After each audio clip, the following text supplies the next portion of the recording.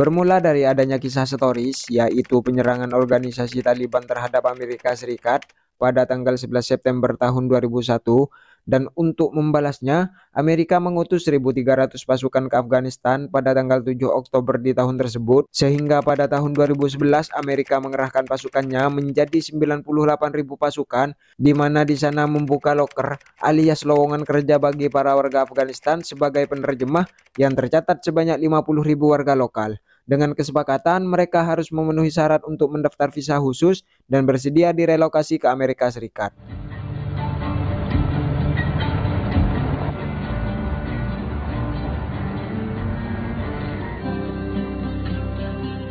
Kemudian kisah akan berfokus pada bulan Maret tahun 2018. Di sebuah daerah Laskargah Afghanistan, beberapa tentara sedang melakukan pemeriksaan untuk mencegah adanya sebuah transaksi senjata dengan pasukan Taliban. Namun hal tersebut terdapat salah satu warga lokal yang sedang cekcok dengan petugas dan... Ya, akibat insiden itu salah satu pasukan tentara Amerika dan seorang penerjemah yang bertugas menjadi korbannya. Singkat cerita, agar komunikasi mereka dengan warga setempat tetap lancar, tentara Amerika mencari kandidat penerjemah baru, di mana para rekrutmen yang mendaftar dites langsung oleh Sersan John Kinley, ini orangnya, dan dari semua calon penerjemah hanya satu orang yang diperkenalkan kepada John bernama Ahmed, salah satu yang digadang-gadang menguasai 4 bahasa, hingga kemudian Ahmed menjadi penerjemah yang berada di bawah komando langsung Sersan John. Well, it's Sergeant, not sir. Hari itu juga Ahmed ikut berpatroli ke rumah warga untuk menemukan pergerakan tentara Taliban yang berbaur dengan warga setempat, tetapi di sana tak ada tanda-tanda aktivitas pasukan Taliban yang tampak hidung belangnya. You're not gonna find any here. Let's get out of here. Kemudian John kembali ke markas dan mencurahkan isi hatinya kepada komandannya bahwa sudah cukup lama hasil penyelidikan tentang di mana gudang senjata Taliban diproduksi, namun tidak mendapatkan hasil apapun, hingga sang komandan menyarankan terhadap John untuk mengganti metode penyelidikan dengan lebih sedikit kreatif. Saat malam tiba, John dan kawan-kawan kembali beraksi ke rumah warga untuk mencari tahu sumber persenjataan pasukan Taliban, dan mereka membawa paksa seseorang yang dicurigai punya hubungan dengan pasukan Taliban.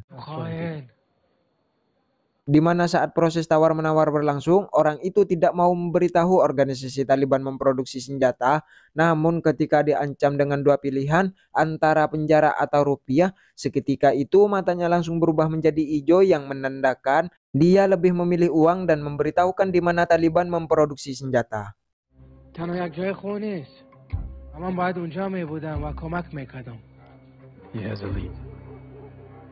Berbekal informasi yang didapat, John dan kawan-kawan langsung menyusun strategi untuk menghancurkan pabrik senjata tersebut. Karena terdapat dua lokasi yang mereka tahu, maka John memutuskan terlebih dahulu menghancurkan pabrik senjata terdekat yang berjarak 30 km dari pangkalan militer.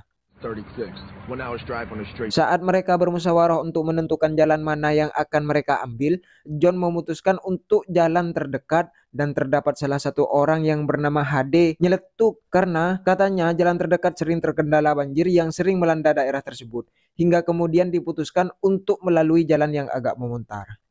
In the last rainfalls, most of the road on the left got washed away. Di tengah perjalanan, Ahmed meminta untuk berhenti dan mengusulkan untuk mengecek keadaan sekitar terlebih dahulu karena Ahmed merasa curiga kalau HD mengarahkan ke jalur yang salah. Dan berdasarkan pengalamannya sebagai orang desa setempat, Ahmed menjelaskan bahwa tidak ada kendala banjir di jalan utama. He lied about the road being washed out. The rainfalls didn't affect it. Can you teach me English? John yang tidak percaya dengan pernyataan Ahmed tetap ingin melanjutkan perjalanan sesuai keputusan awal, akan tetapi Ahmed menyarankan John untuk lebih berhati-hati terhadap orang yang baru ia kenal, dan alangkah baiknya selalu tetap berhati-hati.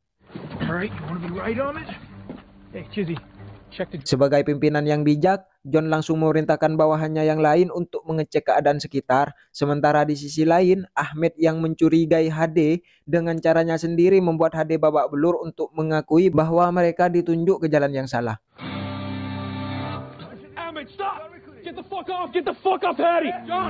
John yang melihat hal itu membuat John marah karena Ahmed melakukan hal tindakan bodoh yang sepantasnya ia tidak lakukan. He's a traitor. I don't give a fuck what he is. You take that gun out of his...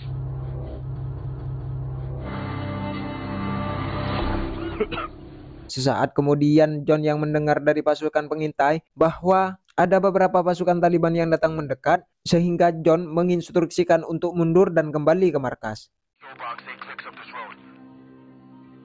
Get back to base.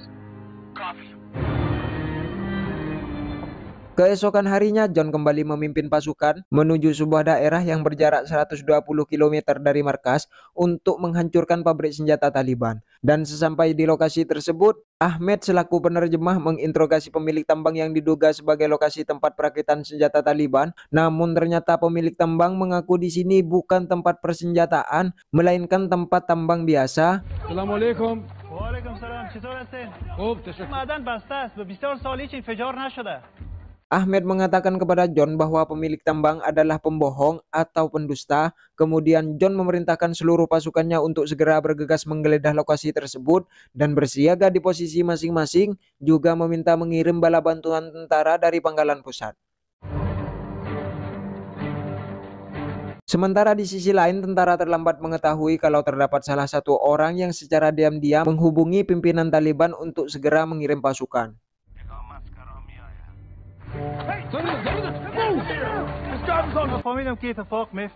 Pada saat penggeledahan dilakukan, ditemukan sebuah tumpukan senjata dan beberapa rakitan bom yang diyakini kepunyaan Taliban. Dan ditemukan juga beberapa orang yang sedang melakukan penyiksaan tanpa diketahui apa alasannya.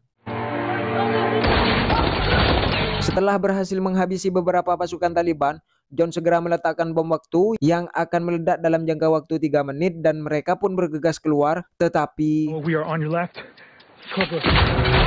ya, salah satu pasukan tewas akibat tembakan tak dikenal. Tanpa pikir panjang, John langsung menginstruksikan pasukan yang lain untuk tetap bersiaga, dan inilah yang terjadi.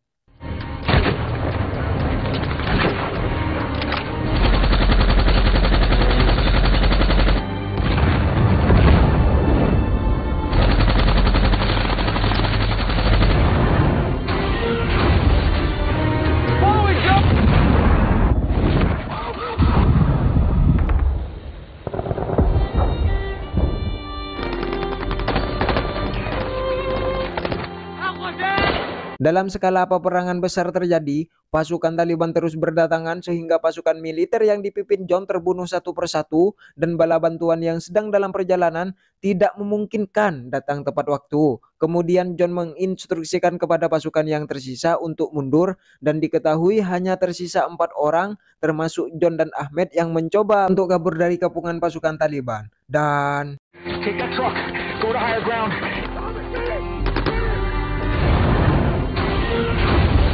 mereka harus terbunuh karena mobil yang ditumpanginya meledak, sehingga menyisakan John dan Ahmed yang berhasil selamat dan terus kabur dari kejaran pasukan Taliban melewati sebuah jalan terjal. Akibat ban mobil yang ditumpanginya kempes, terpaksa mereka harus nyiker atau jalan kaki. Sementara itu pasukan Taliban yang terus mengejar dari arah belakang bersiap untuk membunuh mereka.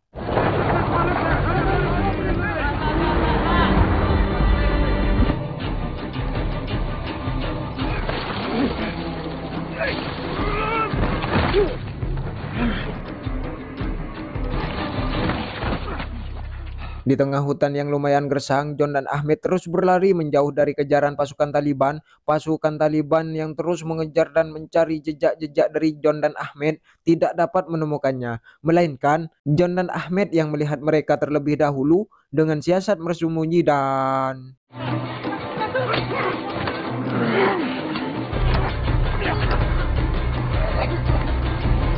Meskipun pasukan Taliban terus berdatangan, John dan Ahmed akhirnya berhasil menjauh dari kejaran musuh hingga mereka tiba di sebuah gubuk, dan di sanalah mereka berdua memutuskan untuk istirahat karena malam sudah tiba.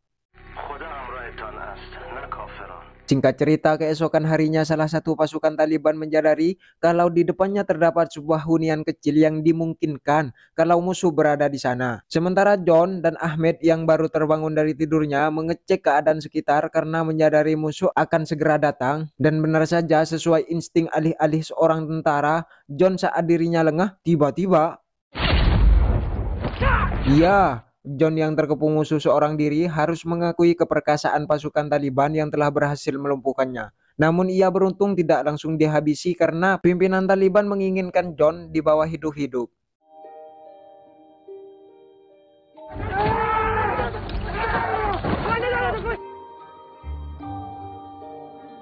Keberuntungan John rupanya terus berlanjut karena ternyata Ahmed datang tepat waktu untuk menyelamatkan John.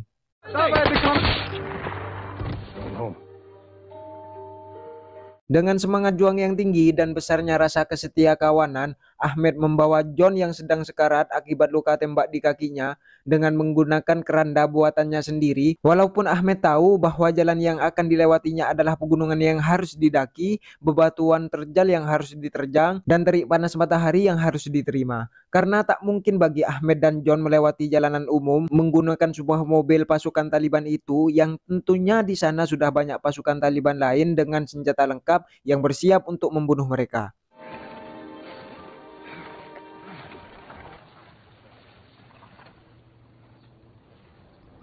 Sungguh perbuatan Ahmed ini patut dicontoh yang tidak pernah meninggalkan temannya dalam keadaan apapun, bukannya malah baik ketika ada perlunya saja. Siang berlalu, malam pun dilewati, tanpa rasa putus asa Ahmed masih berusaha membawa John agar bisa diselamatkan. Saat pagi tiba, Ahmed dan John yang sudah tiba di sebuah perkampungan memutuskan untuk membeli sebuah mobil dengan uang yang tersisa dan mencoba keberuntungannya melewati jalanan umum. Akan tetapi belum di tengah perjalanan, mereka harus bertemu pasukan Taliban yang butuh tumpangan karena mobil kredit pasukan Taliban tersebut mogok di pinggir jalan.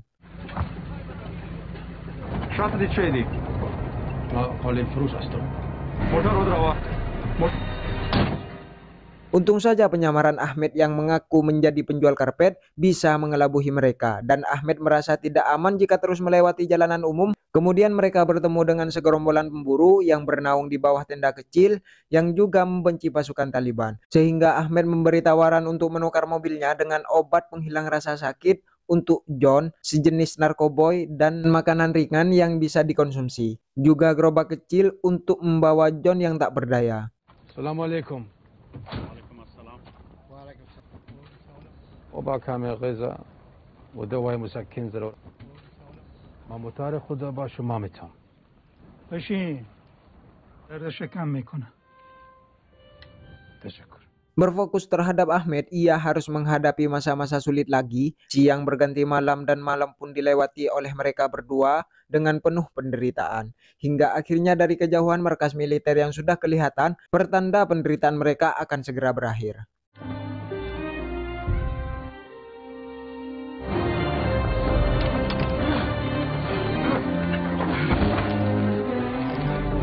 Ketika melanjutkan perjalanan lagi, Ahmed yang kehausan memutuskan untuk mampir sejenak di warung Bu Sumi, sekedar melepas dahaga, dan tanpa disadari dari belakang muncul pasukan Taliban yang juga mampir ke warung Bu Sumi, dan ketika salah satu pasukan menyadari bahwa yang berada di depannya adalah buruan yang mereka cari, tiba-tiba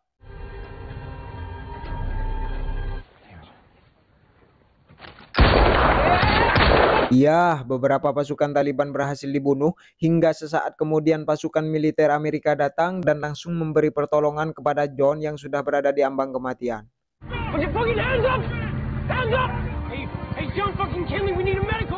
Singkat cerita, 3 minggu telah berlalu, nampak John sudah pulih dari lukanya yang cukup parah. Saat ia bersantaria, datang temannya sesama marinir bernama Parker yang diberitahukan kabar ternyata selama John di rumah sakit, Ahmed menjadi buronan pasukan Taliban yang paling dicari.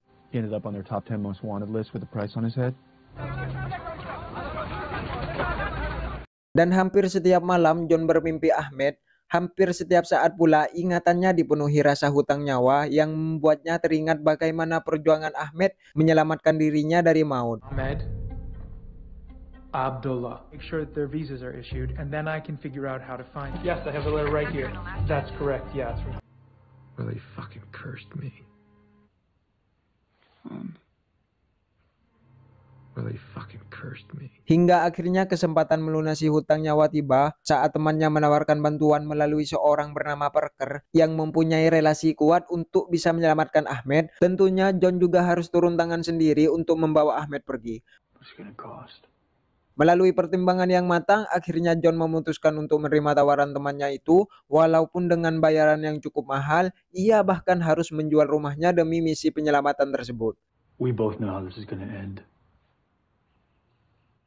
Sebelum John berangkat dalam misi ini, ia datang menemui komandannya, mendesak untuk segera mengeluarkan visa untuk Ahmed dan keluarganya. John bahkan mengultimatum komandannya bahwa permintaan John kali ini sebagai bayaran yang sempat menyelamatkan nyawanya itu.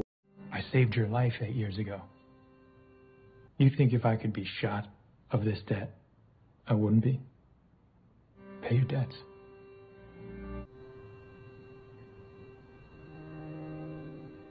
John yang sudah tiba di markas Parker sedikit dibuat kecewa karena ternyata ia harus menunggu 3 hari lagi untuk memulai misi penyelamatan. In 3 days, a warm body turns cold. Hal itu John yang sudah tidak mau lagi menunggu karena khawatir dengan keselamatan Ahmed, memaksakan diri untuk memulai aksinya sendirian. Dan Parker yang tak bisa menentang keinginan John hanya bisa menyarankan untuk menemui Ali, sepupu Ahmed, yang mengetahui lokasi keberadaan Ahmed. Well, I've contacted Ahmed's brother, Ali. $1,000 cash, sat phone. Berbekal mobil dan beberapa senjata dari Parker, John berangkat menantang maut lagi dan keluar dari zona nyaman. Setibanya di tempat Ali, tanpa basa-basi John segera meminta Ali untuk memberitahu lokasi keberadaan Ahmed. Di sini diketahui ternyata Ali adalah penyuplai barang kepada pasukan Taliban dan dia mempunyai trik khusus untuk melewati setiap pos penjagaan pasukan Taliban. Ali juga sudah menyiapkan transportasi dan supir khusus untuk membantu John dalam misinya tersebut. Is that your truck there?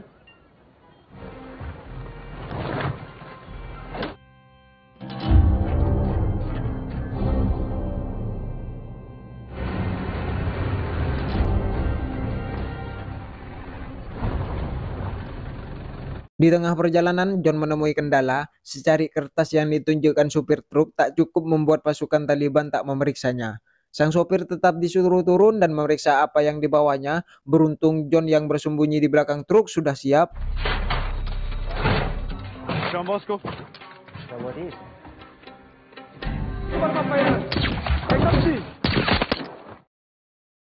Aksi pembunuhan itu dilihat oleh seseorang yang tidak disadari keberadaannya oleh John dan si supir. Orang tersebut bernama Fahrudin, kita panggil saja si Udin, yang langsung menghubungi pimpinannya bahwa ada seorang yang tak dikenal membunuh bawahannya dan pimpinan tersebut memerintahkan si Udin untuk terus mengikuti truk tersebut. Let's get out of here.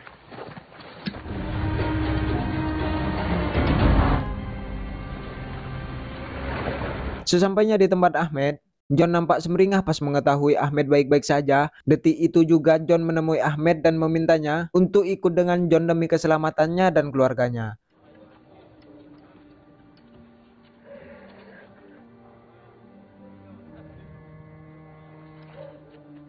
I can get you and your family out of here. I like your outfit. Ternyata tindakan John ini membuat si Udin sadar kalau yang diikuti adalah John Kinley yang datang menemui persembunyian Ahmed. Kemudian Udin langsung melaporkan apa yang dilihatnya kepada pimpinan dan pasukan pun dikerahkan menuju tempat Ahmed dan John berada.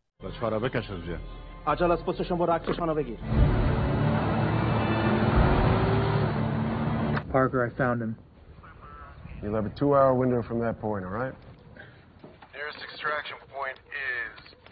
Sekarang berfokus kepada kelompok John dan Ahmed yang berada dalam perjalanan menuju sebuah bendungan, tempat titik temu dengan Parker sebagai lokasi penjemputan, di mana mereka mengetahui diikuti oleh pasukan Taliban. John dan Ahmed tidak berdiam diri saja, karena mereka tahu tentunya kalau mereka hanya diam, maka ajallah yang akan menjemput mereka.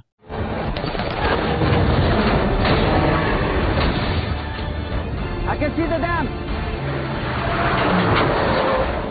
Dengan sedikit trik, John meletakkan bom untuk menjegal pasukan Taliban dalam pengejaran. Namun ternyata hal itu tidak membuat pasukan Taliban menyerah. Mereka terus mendor-dor John dan kawan-kawan, ditambah lagi bantuan pasukan dari Taliban terus berdatangan. John dan kawan-kawan yang kalah jumlah kuantitas membuat mereka terpojok, apalagi mereka tidak cukup membawa senjata untuk melawan serbuan dari pasukan Taliban. Ditambah lagi Parker tidak bisa dihubungi. Lengkap sudah penderitaan John dan kawan-kawan. Yang bisa diharapkan hanyalah keajaiban dari Tuhan.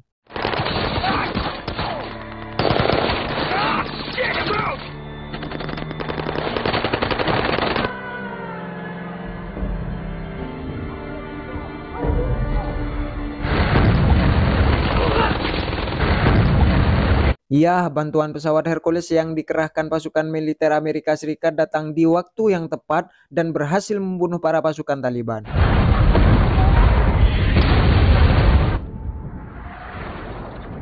Tamat. Sungguh menarik bukan aksi penyelamatan John ini? Kejadian yang hampir serupa sering kita jumpai di kehidupan kita sehari-hari. Sebagai manusia konvensional pada umumnya, dalam menjalani kehidupan ini pasti akan selalu ada orang yang membutuhkan dan dibutuhkan. Bersedialah kita membantu makhluk yang lain sebagaimana inginnya kita dibantu saat sedang membutuhkan. Karena roda kehidupan akan terus berputar selama kita bernafas. Saya Aan mengucapkan banyak terima kasih telah menyaksikan video ini. Jangan lupa untuk subscribe agar tidak ketinggalan alur cerita film selanjutnya. Dan jangan lupa pula bahagia. Tetap dukung channel ini dengan cara subscribe, like, dan komentarnya. Matur saka langkong.